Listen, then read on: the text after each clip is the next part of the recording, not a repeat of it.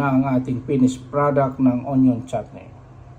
Ang finished product ng onion chutney ay marami pong mapaggamitan. Nagagamit po natin ito sa paggawa ng hotdog sandwich, bacon melt, or brie and ciabatta melt, at sa cheese melt, sandwiches.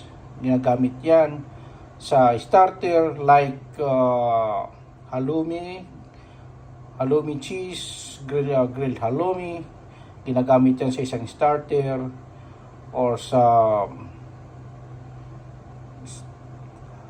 liver patty na starter, ginagamit din yan.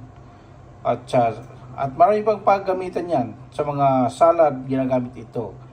At like